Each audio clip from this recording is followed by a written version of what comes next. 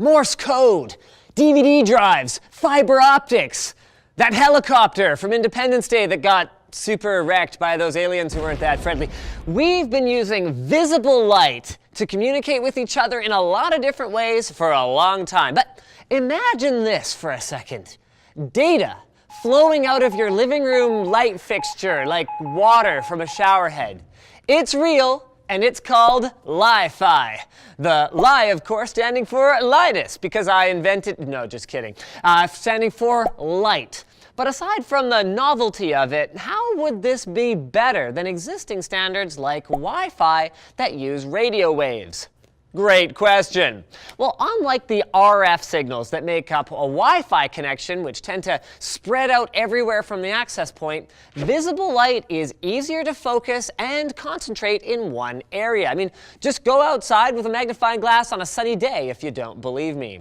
This makes it possible to fit a lot more data into a Li-Fi signal, but then it raises even more questions. How would visible light transmit data anyway? Well, Li-Fi uses LED bulbs, which can be switched on and off very, very quickly. They don't have that warm-up time or that warm-up time of an incandescent or a fluorescent. So quickly can this be done, in fact, that the human eye cannot even detect it. But special receivers that can connect to your computer or other device can translate this flickering into actual data. And here's another cool thing. Visible light is also much less susceptible to interference than radio waves. So you add all that up and you end up with a communication standard that could be much faster than Wi-Fi. In fact, researchers at Oxford achieved speeds of 224 gigabits per second in the laboratory. That's over 200 times faster than even a Google Fiber internet connection. And beyond just raw speeds, Li-Fi promises to offer a number of other advantages. Since it only uses visible light, Li-Fi signals can't penetrate walls, offering a higher degree of privacy.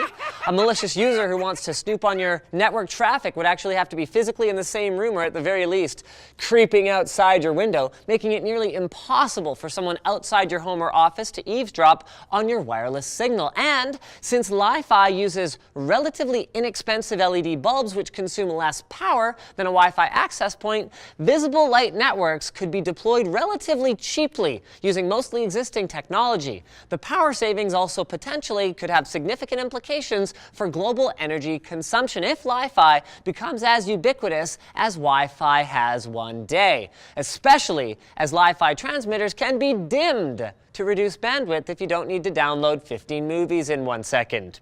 But although the technology has great potential, it is still very experimental, and we probably won't be seeing it hit the mainstream market for several years at best. And it isn't without its limitations either. For example, Li-Fi offers greater privacy, but the disadvantage of obviously not working in the next room over unless you've, got your light bulbs synced or whatever else, and it could also be disrupted by excessive light pollution. Though maybe we're ignoring the biggest advantage of all, not having to shop for routers and light bulbs in a separate aisle at the store anymore.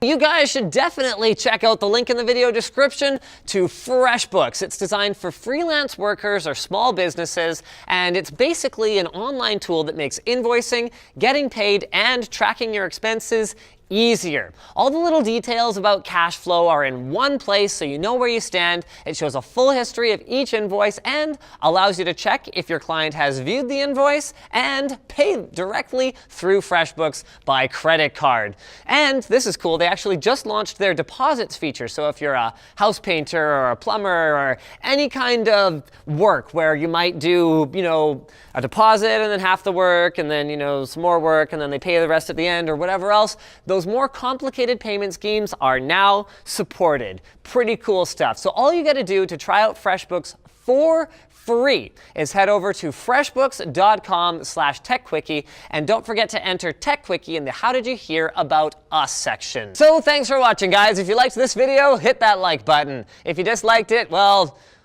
whatever.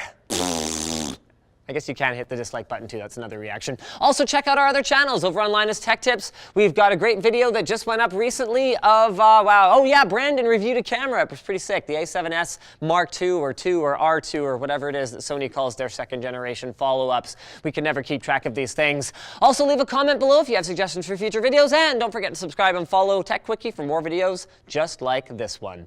Or maybe unlike this one, maybe like the one you suggested.